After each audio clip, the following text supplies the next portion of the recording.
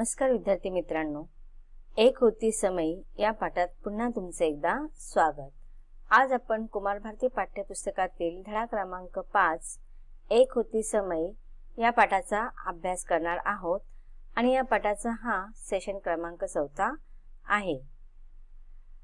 एक होती समय या पाठाचे शीर्षक आतापर्यंत आपल्याला समजलेला आहे की समय।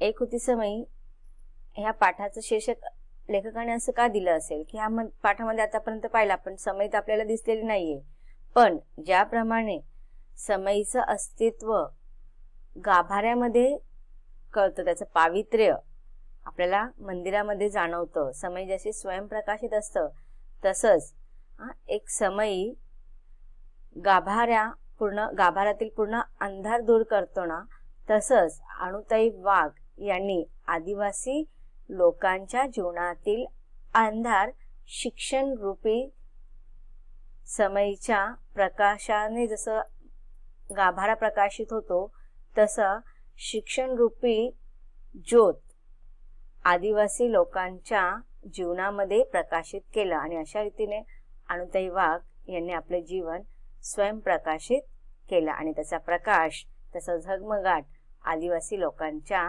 जीवनावरती पडला। तर इथे तुम्हाला या शीर्षकाबद्दल मी सांगितलेलं आहे। आता पाहूया आपण पाठाच्या पुढील परिच्छेदांचा आपण अभ्यास करूया। अनुताई वाघ यांचं कार्य एवढं अफाट होतं की त्यांना वेगवेगळ्या मान सन्मानाने सन्मानित करण्यात आलं। शिक्षणाच्या अनुषंगाने अन्य क्षेत्रातही अनुताईंनी फार मोठं काम केलं आहे। शिक्षणाबरोबरच त्यांनी बालकल्याण, मूक बधिरांसाठी शिक्षण, महिला विकास कार्यक्रम, अंधश्रद्धा निर्मूलन, स्वच्छता, कुटुंब कल्याण शिक्षणाच्या अनुषंगाने अन्य क्षेत्रातही अनुताईंनी फार मोठं काम केलं। फक्त शिक्षण या क्षेत्रामध्येच त्यांनी कार्य केलेलं आहे असं नाही, तर त्याच्या व्यतिरिक्त त्यांनी शिक्षणाबरोबरच त्यांनी बालकल्याण, मूक बधिरांसाठी शिक्षण, महिला विकास कार्यक्रम, अंधश्रद्धा निर्मूलन, स्वच्छता, कुटुंब कल्याण, आरोग्य आदी विषयांवरही खूप कष्ट घेतलेले आहे। बघा, बालकल्याण म्हणजे लहान मुलांचं जे बघा आता तुम्ही बघतात की बाल कामगार जे आहेत ते बंद केलेले आहेत। त्याच्या व्यतिरिक्त लहान मुलांसाठी शिक्षण मोफत दिलं जातं, ते अशासाठी वेगळ्या योजनासाठी सुद्धा त्यांनी कार्य केलं। मूक बधिरांसाठी शिक्षण की ज्या मुलांना बोलता येत नाही, दिसत नाहीत, ऐकायला येत नाही, अशा अपंगत्व असलेल्या विद्यार्थ्यांसाठी सुद्धा शिक्षणाची सुविधा त्यांनी केली। महिला विकासाचे कार्यक्रम त्यांनी आयोजित केले। अंधश्रद्धा निर्मूलन की ज्या लोकांमध्ये अंधश्रद्धा आहे त्याचं कसं दूर करण्यासाठी वेगवेगळे कार्यक्रम केले जातात, पथनाट्य वगैरे केले जातात। स्वच्छता, कुटुंब कल्याण, आरोग्य आदी विषयांवर सुद्धा त्यांनी खूप कष्ट केलेले आहे, मेहनत घेतलेले आहे। एक चांगला नागरिक निर्माण होण्यासाठी ज्या ज्या गोष्टी आवश्यक आहेत त्या सर्व त्यांनी केल्या। आता बघा, हा जो पॅराग्राफ आहे ना तो खूप महत्त्वाचा आहे, तुम्हाला प्रश्न सुद्धा विचारला गेलेला आहे, तर तुम्ही याला अंडरलाईन करून ठेवा किंवा टिक करून ठेवा। काय सांगितलेलं आहे इथे लेखकाने की त्यांनी केवळ आदिवासी लोकांना शिक्षण देणं हेच कार्य त्यांचं ध्येय नव्हतं, तर एक चांगला नागरिक निर्माण करणं आणि त्याच्यासाठी ज्या काही गोष्टी आवश्यक असतात ते सगळं वातावरण, ते सगळ्या गोष्टी त्यांनी केल्या। एकाच वेळेला अनेक प्रयोग असेही त्यांच्या कामाचं स्वरूप होतं की एका वेळी जर कार्य करायचं असेल तर एक काम करता करता त्यांच्यामधून अनेक सगळ्या चारी बाजूनी अनेक पैलूंनी त्यांनी विचार करून त्या गोष्टी लोकांसमोर मांडणे, त्या लोकांच्या दृष्टिकोनातून जाणे, या सगळ्या गोष्टी त्यांनी केलेल्या होता। एकाच वेळेला अनेक प्रयोग करणे असेही त्यांच्या कामाचं स्वरूप होतं। त्यामुळे केवळ देशातील नव्हे तर परदेशातील संस्था आणि शिक्षण क्षेत्रातील कार्यकर्त्यांना कोसबारच्या टेकडीचं सातत्यानं आकर्षण राहिलं। तर बघा, आता कोसबारच्या टेकडी म्हणजे इकडचंच का आकर्षण राहिलं, कारण की अनुताई यांनी कोसबारच्या टेकडीवरती जे काही आदिवासी पाडा होता तिथे त्यांनी ह्या शिक्षण क्षेत्रामध्ये आमूलाग्र बदल घडवून आणला। लोकांच्या मनामध्ये शिक्षणाचं महत्त्व बिंबवलं, त्यांच्यामध्ये शिक्षणाच्या माध्यमातून किंवा वास्तव्यामध्ये त्यांना शिक्षण घ्यायला भाग पाडलं, त्यांना त्यांचं महत्त्व जाणून दिलं आणि अशा रीतीने न केवळ फक्त त्या हे शिक्षण फक्त त्या गावापुरतं मर्यादित राहिलं का?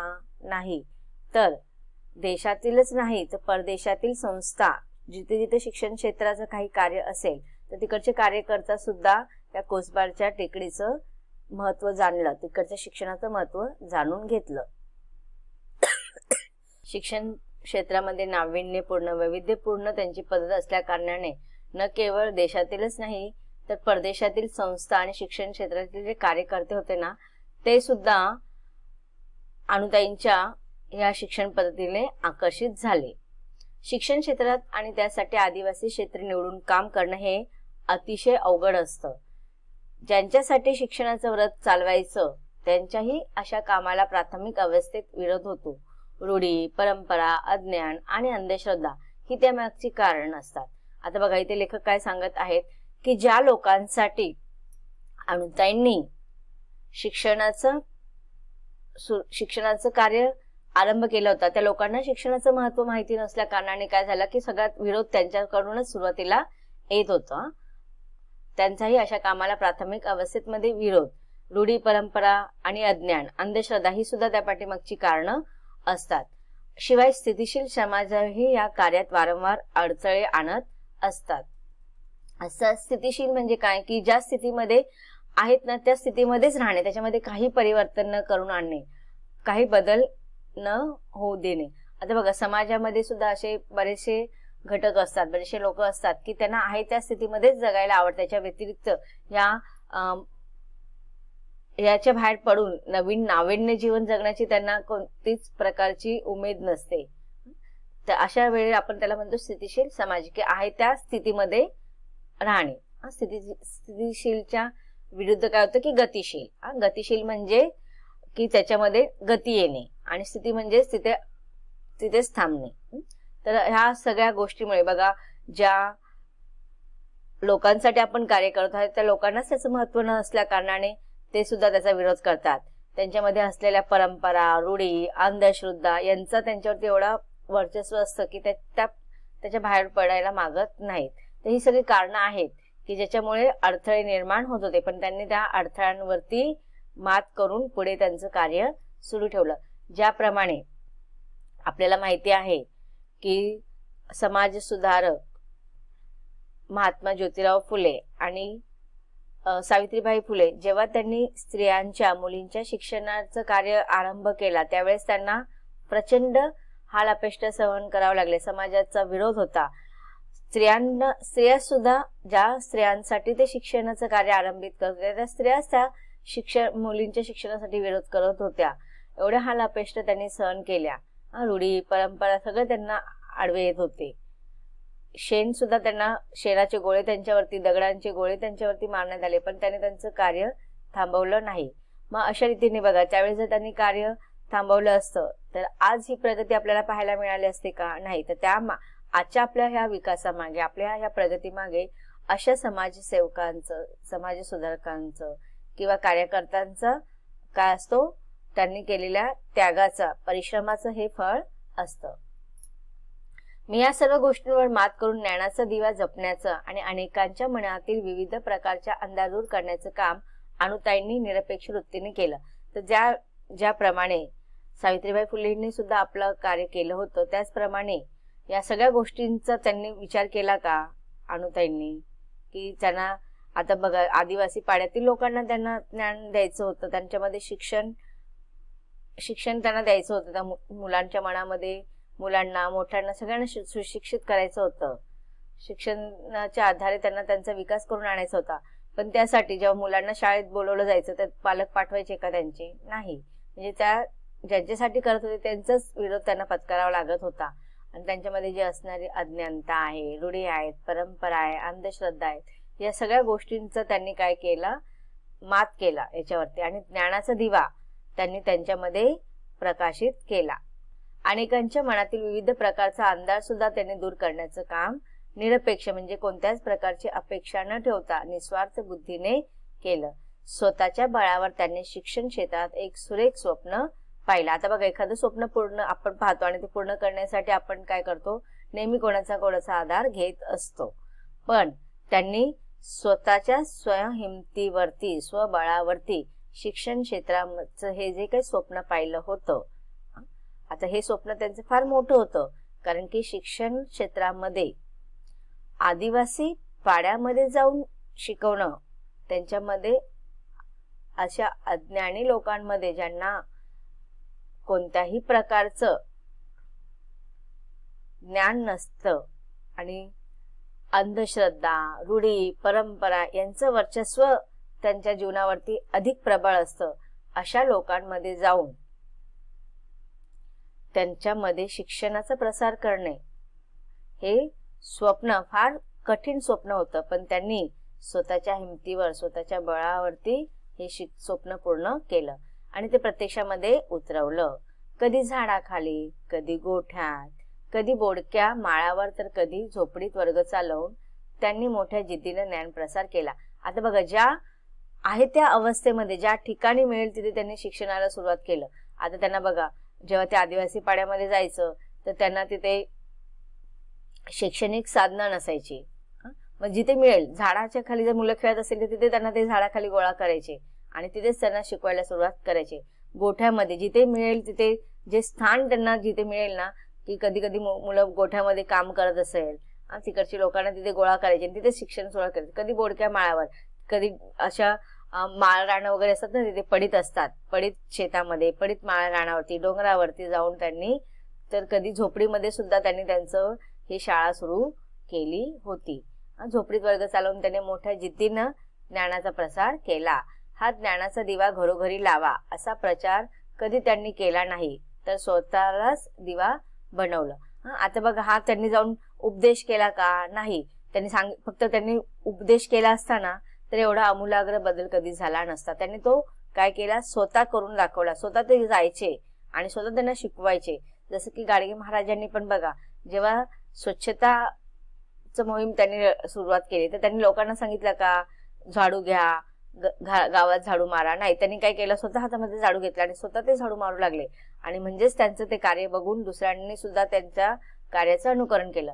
तसंच मग ज्ञानाचा दिवा घरोघरी लावा असं त्यांनी प्रचार केला नाही, तर त्या स्वतःलाच त्यांनी दिवा बनवला, समय बनवले आणि त्या दिव्याच्या माध्यमातून त्यांनी काय केलं, म्हणजे शिक्षण रूपी दिव्याच्या माध्यमातून त्यांनी आदिवासींच्या लोकांच्या जीवनामध्ये जो अंधार होता तो नष्ट केला. आणि त्यामध्ये बघा, आता जेव्हा दिवा जळतो आपण त्याच्यामध्ये वात लागते, तेल लागते. समय जळवायची म्हटलं त्याच्यावरती वात असते, तेल असतं.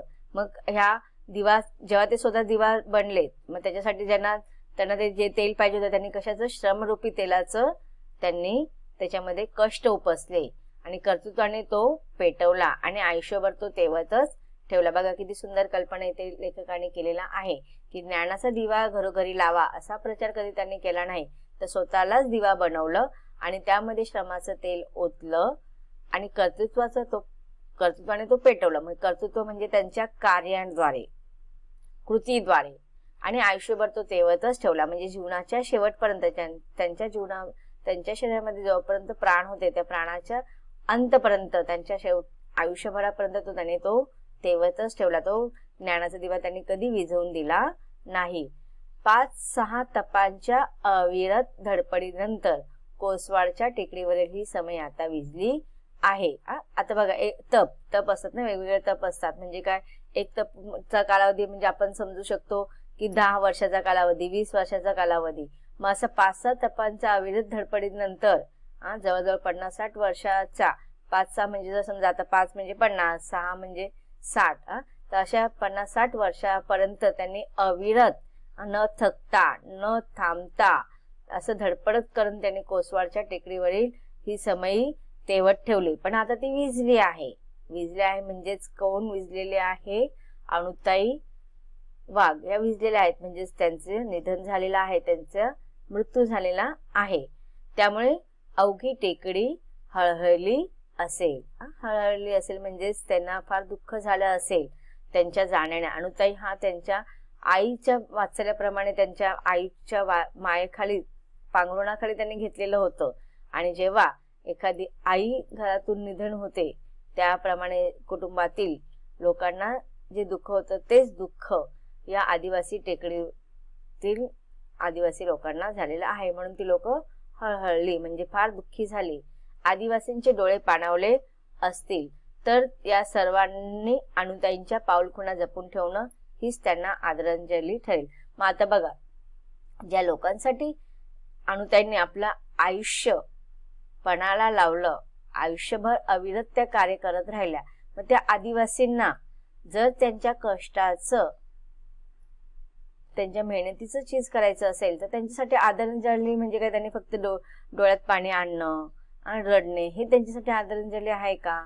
नाही. तर त्यांनी अनुताईंच्या पाऊलखुणावरती पाऊल ठेवणं. पाऊलखुणा म्हणजे बघा, आपण जेव्हा चालतो आपल्या पावलांचे ठसे तिथे उमटतात, त्या जागेवरती आपल्या पावलांचे ठसे उमटतात आणि त्या पावलांच्या ठस्यांचं अनुकरण केलं जातं. त्या ठस्यांवरून आपल्याला कळतं की इथे हे कोणाचे पावलांचे ठसे आहेत. तर तसेच मग अनुताईंनी जे काही कार्य केलेलं आहे ना, त्या कार्यांचं अनुकरण करणे, त्यांच्या पावलावरती पाऊल ठेवणे.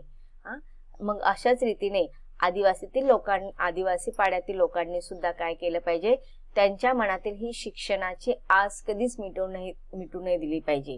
ती आस तशीच तेवत ठेवली पाहिजे, तो दिवा तसाच पेटत राहायला पाहिजे, तरच ती अनुताईंसाठी खरी आदरांजली ठरली जाईल. तर विद्यार्थी मित्रांनो, हा पाठ इथे संपलेला आहे आणि या पाठाच्या माध्यमातून लेखकांनी अनुताई वाघ यांची समईशी उपमा जी केलेली आहे ती खरोखर सार्थक आहे. की जसं समई गाभाऱ्याला प्रकाशित करतं आणि त्या गाभाऱ्याला समईमुळे, त्या देवाच्या पावित्र्याला समईमुळे अस्तित्व प्राप्त होतं, त्याच पद्धतीने अनुताईंनी जे शिक्षण क्षेत्रामध्ये विशेष करून आदिवासी लोकांच्या जीवनामध्ये जो ज्ञानाचा प्रकाश पसरवला तो अत्यंत महत्वाचा आहे. या पाठाच्या माध्यमातून आपल्याला शिक्षण क्षेत्राच्या महत्वाचं जाणीव झालेला आहे. हा पाठ इथे संपलेला आहे. या पाठाच्या पुढील भागामध्ये पाठातील आपण प्रश्नोत्तर अर्थात स्वाध्यायाचा सराव घेणार आहोत. धन्यवाद.